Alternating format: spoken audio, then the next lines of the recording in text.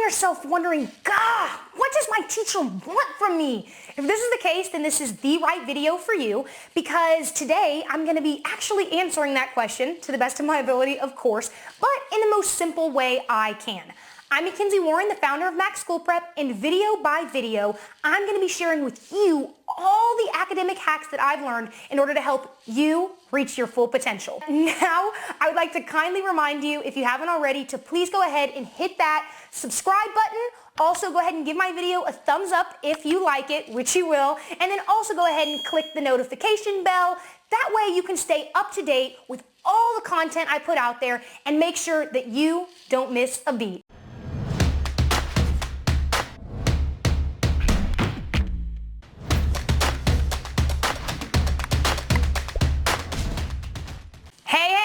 It's your girl Mac, back with some more quality information. Alrighty, so at this point in the video, you might be wondering, why the heck should I care about what my teacher wants from me? And to be quite frank, if this is the mentality that you have, then this is the wrong one, because you, as a student, should want to have the best relationship as possible with your teacher. And so now you might be wondering, well why, Mackenzie? Why should I care about having a good relationship with my teacher? Well, for three reasons, of course. Number one being your grade is in your teacher's hands, so they are kind of the only one that controls whether you're at a B or an A or whatever it may be. So, for that reason, of course, you're definitely going to want to have a good relationship with them. Reason number two is you want to ensure that in any situation that you encounter, that your teacher gives you the benefit of the doubt. And so, obviously, if you have a good relationship with them, they're going to be more inclined to give you the benefit of the doubt in any situations where maybe your character is called into question or something like that. And then reason number three is you are going to need them a lot sooner than they are going to need you. And so just making sure that, if you ever need to take up some of their time, or you need to ask them for a favor, that you are in their good graces, right? So now I kind of want to transition and say the key to any relationship, whether that be a friendship, whether that be a romantic one, is that both parties involved in the relationship have this mutual understanding and respect for the needs of both people involved. And so any good teacher is obviously aware of the needs of their students, and then obviously they're going to try to do anything that they can to meet the needs of their students. So all that said, I kind of want to jump in to, so what are the needs of teachers? What are the expectations that our teachers have of us when we step foot into their classroom? And so how I'm going to break it down is the three B's, and not the three like the letter B and then an S, but the three B's. B-E is what I mean when I say B. And so the first B is going to be be present. What I literally mean when I say being present literally is having good attendance, showing up to class, making sure that your butt is in your seat when the bell rings, that you're not late, that you're not skipping, that you're not playing hooky, but that you are actually there, so when the teacher is taking roll, you can say the word, yes, present, here, or so be it. So actually being in class, because if you're not in class, then you're not setting yourself up for a position to learn. I think we can all agree with that. So now being present figurative. So being present figuratively is being an attentive learner, an attentive student. So when you're sitting in your desk and the teacher is up in front of the room talking, or at their podium, or kind of going through a PowerPoint, you are actually making eye contact with the teacher, you're nodding your head, your body language is demonstrating that yes, I'm here to learn, I'm here to listen, I'm taking everything that you're saying seriously, and the stuff that you're teaching me is not going through one ear and out the other, but I'm actually making every effort I can to absorb what you are telling me. And so body language is obviously a really big way that you can show that you're being attentive. And like I said, I just gave some examples with eye contact, sitting up straight, nodding your head, things like that. Another thing would be I get it. I know that sometimes, when classes are long and it's kind of running into like an hour and a half class period and you might feel like you're zoning out, whatever, you have to make sure that you figure out a way to just continue being attentive, to continue being engaged with what your teacher is saying. And so I want you to imagine that when you step foot into the classroom and you sit down at your desk and your teacher starts talking, your teacher starts sharing this material, that there is automatically this invisible bond, this invisible line that stretches from you in your seat to the teacher who is standing at their desk or in front of this monitor or something like that. There's this invisible line. And what you need to do as a student, there's this expectation is that you make sure that you maintain the strength of that invisible bond for as long as possible. Ideally the full duration of the class period. And so just like there's an invisible bond between, your teacher, the teacher and the student, it's the same invisible bond that's happening right now when you're listening to the information that I'm sharing with you in this video. And so ways to kind of maintain the strength of this invisible line, this invisible bond, is by putting away any distractions that could possibly cut that invisible bond. And so by distractions, I'm talking about your cell phone, turning that off, maybe leaving it in your locker. But if you can't and you carry your backpack from class to class, putting it on silent or something like that where you won't be tempted to look at your phone and break that invisible bond that we're talking about. Another way to kind of make sure that you're putting yourself in the best position to maintain the strength of that invisible bond is by not sitting next to your friends that could potentially distract you in class by passing you a note or tapping you on the shoulder or showing you something on their phone and saying, hey, look, check this out. Sitting away from those people that even though, you have a really good time with them, they might interfere with your learning experience and they might be the cause of that invisible bond being cut. So kind of distancing yourself from any distractions is really, really important.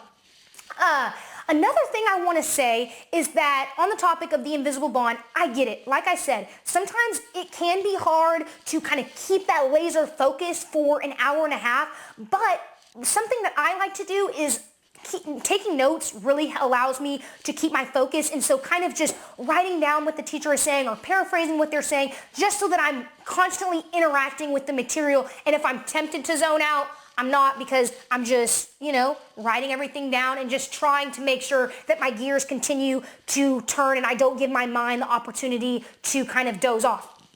Also, I get it. Some people are really fidgety and, they might just, get really impatient. And so I would encourage maybe getting, like a little toy or Play-Doh or a stress ball or something to like squeeze and kind of to satiate that fidgety part of yourself so that you can continue to, keep that laser focus, keep the strength of that invisible bond with your teacher. So that's the first B, being present. And now I want to transition to the B number 2, which is being mentally tough. So on the topic of being mentally tough, your teacher is aware of the fact that nobody's perfect, okay? No student is going to have it all in the bag the first time around. Everybody's going to encounter obstacles because we're humans. But what your teacher cares about is when you encounter failure, when you encounter an obstacle, how are you going to handle it? What are you going to do about it? Are you going to be the type of student that just kind of tosses in the towel or gives up or feels discouraged whenever something doesn't go their way? Or are you going to be the type of student who says, you know what? I didn't get it the first time. I didn't understand. I didn't have the easiest time grasping the concept when my teacher first introduced it, but I'm not going to give up. I'm going to continue to figure out where is the disconnect in my learning, and I'm going to address it, and I'm going to do everything in my power to kind of, become stronger and to face that obstacle, and, I'm just going to be resilient. And so what's the most revealing of your character and what your teacher expects of you is that you are somebody who takes calculated risks in order to grow as an individual, in order to challenge yourself. And so on the topic of calculated risks, if you haven't watched the last video that I posted, I kind of really delve really deep into that topic. So I encourage you to go and watch that before you continue with this video. Your teacher expects you to be someone who is resilient in the face of struggle, who is persistent, who is able to bounce back even, like I said, when something doesn't go their way.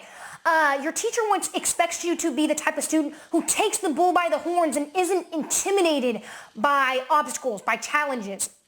And most of all, they expect you to be somebody who never gives up, who never stops trying, and who never admits defeat. And so who kind of lives their life as somebody who is mentally tough and has that mantra of just being resilient and never letting failure deter them from reaching their end goal, or never letting any obstacles deter them from reaching their end goal. And now for the B number 3.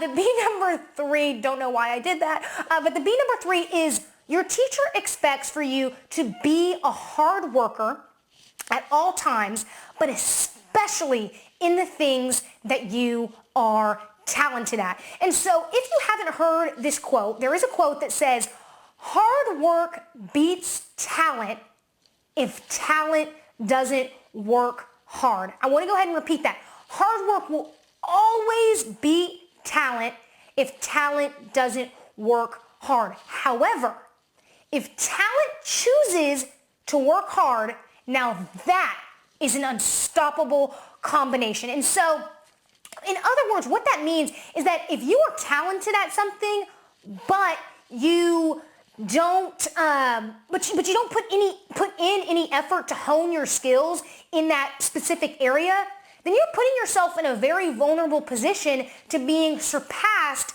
by the next guy who may not have as much talent as you in that particular area, but is willing to put in, their hard blood, sweat, tears into being the best that they can in that particular area. And so they will always be surpassed. Talent will always be surpassed by someone who works hard if talent doesn't want to put in the effort. And so just to kind of give you a more tangible example to kind of further explain that very abstract idea, for those of you who are who follow basketball or who are basketball fans, you probably know who Magic Johnson is. And so Magic Johnson played for the LA Lakers, and obviously he was somebody who was not just talented, but dang, did he work hard. He was very hard worker. He would always go out, be shooting, hoops, training. He was somebody who was constantly honing his skills in his basketball expertise. And so Larry Bird, if you're a basketball fan, you probably also know who Larry Bird is, and he played for the Boston Celtics, and he was definitely not as talented as Magic Johnson, definitely not as talented, but if you follow basketball, know that Bird was somebody who worked extremely, extremely hard. And so, the Lakers and the Celtics were kind of, rivals almost. Like I said, if you follow basketball, you know that the Lakers always beat the Celtics because they had people like Johnson who were people like Magic Johnson who had this combination of talent and hard work. And even though Larry Bird on the Celtics was somebody who worked really hard, he could never be as good as Magic Johnson because, like I said, that combination of talent and hard work is always unstoppable, always unbeatable. And now, if you're somebody who can't really relate to that basketball example, that's okay, because I have another example for you. And it's actually a little bit of a twist on the story of the tortoise and the hare. Once upon a time, there was a tortoise and a hare, and the hare was constantly teasing the tortoise. You are so slow. You are so slow. I mean, and the tortoise was just kind of like, okay, like, yeah, I guess it's just in my nature. I mean, I'm I'm slow. I'm a turtle. I'm a variation of a turtle. And so the hare was arrogant and cocky and would just never let the tortoise live down that the tortoise was never going to be as fast as the hare. But the tortoise was not discouraged by what the hare, all the insults coming from the hare. He actually one day stepped up and said, you know what, Mr. Hare, you want to talk all this big talk? Let's see you walk some walk. And so the tortoise said, all righty, buddy, I want to challenge you to a race. And the hare kind of just scoffed in the tortoise's face, was just like, a race? Dude, you are totally going to lose. I don't know what you're getting into. I don't know what you think you're getting into here, but sure, I'll race you. I'll embarrass you because I know I'm going to beat you. You're a tortoise and I'm a hare. And so the tortoise said, yeah, whatever. We have 2 weeks of training, 2 weeks to get ourselves together. And at the end of the 2 weeks, we are going to race. Let's just say, we're just gonna race in the neighborhood park. And so the hare was like, yeah, okay, sure, I'll see you in 2 weeks. And so during that 2 weeks point, the hare and the tortoise kind of had these two different experiences. The hare, actually, let's talk about the tortoise first. The tortoise was like, okay, I hope I'm not too in over my head, but you know what? I challenged the hare. I'm going to use these 2 weeks to really, because I know I'm at a disadvantage. I know I'm a tortoise. I know I'm not that fast. But I'm going to use these 2 weeks to really train. So I'm going to go to the track every day and just kind of hone my skills because I know I'm at a disadvantage. And so that's what the tortoise did. He went to the track every single day. He was disciplined and he trained and he trained and he trained extremely, extremely hard up until race day. Now, the hare had a little bit of a different experience. The hare was, during those 2 weeks, was just kind of like, this is going to be easy money. I'm the hare. Beating the tortoise is going to be a piece of cake. I don't need to train. I have talent on my side. So during those 2 weeks leading up to the race, the hare was just kind of chilling, was just, doing his thing, going about his normal routine, and didn't really give any extra thought to the race. And so I guess you could say that the hare was relying heavily on his talent. And so the day of the race comes, and the hare is just kind of like, confident, cocky, and, race begins, the pistol goes off, pow, and they start, and the hare is just gone off to the races. And remember, the hare was arrogant and was just like, I have talent, I can beat this tortoise in my sleep. I don't need to work hard, I don't need to exert any grit, I'm good. So the hare takes a nap, just, gets under a nice little shaded tree and just is chilling and just went to sleep, whatever, and set a little timer and woke back up in about, 15 minutes and he gets back on the track. And when he gets to the end, he sees the tortoise waiting for him. The tortoise, long time had passed, and the tortoise had already crossed the finish line. And, obviously that was a super huge blow to the hare's ego, if you can't imagine. But I guess the moral of this story is that the hare he had the advantage from the beginning, had the advantage in terms of the speed, had the talent on his side. But because the hare relied too heavily on his talent and didn't work hard, what happened? The tortoise, who worked hard, beat the hare, who had talent but didn't work hard. And so that kind of goes back to that thing of hard work is always going to beat talent if talent doesn't work hard. And now, if the hare had worked hard and coupled that with his talent, well, the tortoise wouldn't have stood a chance. But that's not the way the story panned out. And so that is just kind of to cement that B number 3 that the teacher expects of you, which is to always work hard, to be a hard worker, but especially when you are talented at something. And so I'm going to go ahead and reiterate those 3 B's that your teacher expects. So making sure that you're being present, both literally and figuratively, making sure that you are being mentally tough, and then also making sure that you are being a hard worker at all times, but especially when you are talented. Now, with all of this information under your belt, it's time to take a page out of my favorite person's book, Daniela Pierre Bravo, and channel your inner willpower to change the course of your academic career. And how are you going to do that, you might ask? Well, if you don't know it already, but you now have an advantage over your peers by actually being aware of the expectations of your teachers.